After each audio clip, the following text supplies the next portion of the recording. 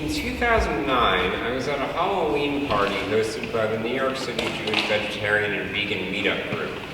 I was in the living room talking to a woman I had never met before, and she told me that she was going to be DJing a vegan food competition in 2 weeks called Veggie Conquest, where 6 chefs compete against each other, and they all have to make a dish involving the secret ingredient. And the more she told me, it sounded like it was going to be a great event with great food, and I thought, yeah, I'd love to join. So she said, all right, well, my roommate is the organizer. She's hanging out in the kitchen. Go talk to her. So I go to the kitchen, and I say to her, I just heard all about Veggie Conquest. I want in. And she says, well, unfortunately, we're sold out. The only way to get in is we have 1 slot left if you want to be a chef. But you can do it. And the reason she pointed at me is because I was wearing this rather lame Halloween costume that my mom had given me that's a Scottish apron. And I guess she thought I could play the role of chef. Now, I had been in competitions before with no chance of winning. I had done air guitar competitions, peanut butter sculpting, hollering competitions. I even once got disqualified from a Best Human competition because I was wearing a chicken costume. So I figured I never met a contest I didn't like, sure, why not? So a week later, I get the email, so a week after I found out about the event and a week prior to the event itself. And the email tells me what I have to make. There are 4 criteria here. 1, I have to make a dessert. Now, through the years, I learned to cook for myself, and I could do entrees and side dishes and appetizers, but I'd never quite gotten around to figuring out how to make desserts. So that was a problem right off the bat. 2, it had to be an original recipe. So not only was I clueless, but I couldn't just Google how do I do this or look in a cookbook. I had to figure it out all on my own. 3, it had to be vegan by the strictest of standards, which meant no sugar or wine processed with animal bone char, which was a whole level of veganism that I wasn't even at. And 4th, it had to include the secret ingredient, cranberries. So if making a dessert was difficult, then making a dessert with cranberries was just, I didn't have a clue what to do. I was in way over my head. And if it weren't for the fact that I really wanted to try everybody else's food, I might have just backed out. But I thought about it, and I tried to come up with something. And for some reason, what came to mind was charoset. Now, charoset is sweet. It involves fruit and nuts. In the context of a Passover Seder, it is not served at dessert time, but whatever, it was close enough to a dessert to count in my mind. I, of course, knew charoset from Seders growing up. My mom would put it, the apples in her chopper, and we would have it at family Seders. And what's interesting is, from the time I went vegetarian at age 15, I was not a fan of Passover because it was the most restrictive time. I hated Passover food. But for some reason, charoset was the dish that I appreciated most and could work with. So I also didn't have a recipe that I was working from. But as my grandma would say, I had a sheet recipe, which is short for sheet arain. So that's Yiddish for pour in or pour over. So pour in a little of this, pour in a little of that. And, sometimes you wind up with too much of one thing, but usually it works out okay.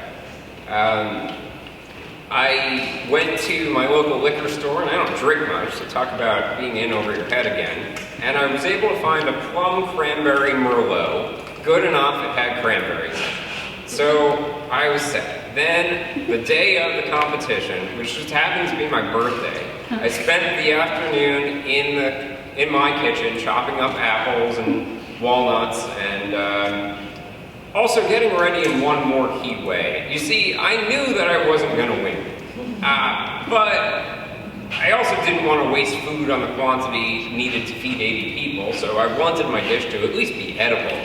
And I thought, if I'm doing this already, I might as well have some fun with it. So I decided to go in character as my favorite chef, the Swedish Chef from the Muppets. I watched a lot of videos on YouTube trying to get his speech patterns down just right. So for example, he doesn't say when he's trying to decapitate a turtle to make turtle soup, "Here turtle," he says, "Here turtle, here turtle." And he doesn't decapitate the turtle. As a matter of fact, in all of these videos, he never once succeeds in killing the animal he intends to cook with, which I would argue makes him a vegetarian chef. So I make most of the dish at home, but I go to the venue, which is in Chinatown, the one in Manhattan, not the one outside, and I then finish mixing it together. So I get there early and I mix it in with the two other ingredients, the plum cranberry merlot, that's my clinging to cranberries just barely, and the cinnamon. And one other thing I do since I'm there early is I go up to the stage area and I put walnuts scotch taped to the wall. You'll find out why soon. So when it comes time to go up and present my dish as it's being served to 80 people in attendance, the DJ, whom I had befriended at that party, played a Swedish Chef song. And my routine went a little something like this.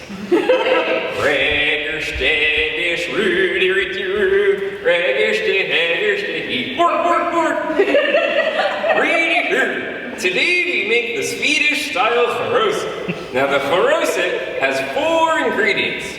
First, you take your apple and you slay your apple. Next, we have walnuts. Now most nuts grow on trees, but walnuts grow on walls. So now we're going to take the charoset and we're going to ground the walnuts. So walnuts ground.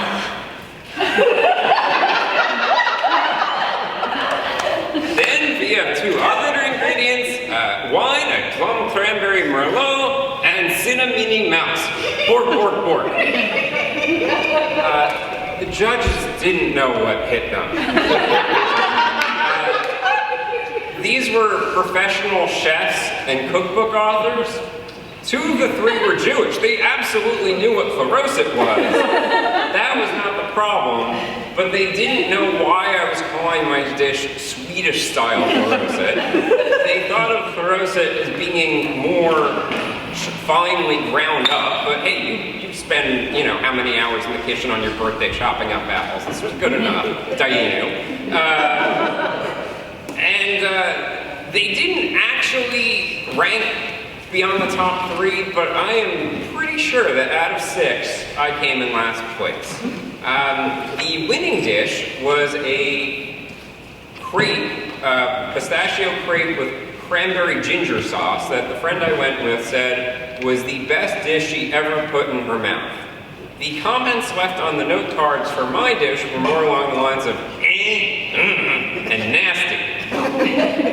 But I did get to try everybody else's dish, which was great, and it was pretty cool having a room full of 80 people sing happy birthday to me. Now, I continued going to the Jewish Vegetarian and Vegan Meetup group and torturing them with my charoset every time. But I, around this time, started to notice that my lips would get a slight tingly feeling when I ate walnuts, and I was never officially diagnosed with an allergy, but it was around this time that I switched from walnuts to pecans in my charoset. So I needed a new name. I started calling it Mexican-Style Charoset. It wasn't Mexican, but it was just as Mexican as the other was Swedish, so oh well. On an interesting side note, earlier this year, the first academic book about Charoset was published, Charoset, A Taste of Jewish History. And in the last chapter, there are Charoset recipes featured from around the world. You've got Charoset recipes from Libya and Uzbekistan and New Zealand. Interestingly enough, none from Sweden, none from Mexico, none from Scandinavia, none from Latin America. Go figure. But there was one recipe in here that did use pecans instead of walnuts, so there was a precedent for that at least. It came from Italy, but the woman who submitted it wasn't sure if it came from her family once they were in Italy or before they had emigrated from Austria, so we don't really know whether it's an Austrian recipe or an Italian recipe, but hey, that's the diaspora for you. But it's a good thing that I kept going to the Jewish vegetarian and vegan meetup group through the years and torturing them with my charoset, because at their Hanukkah party a few years later, I met my wife there.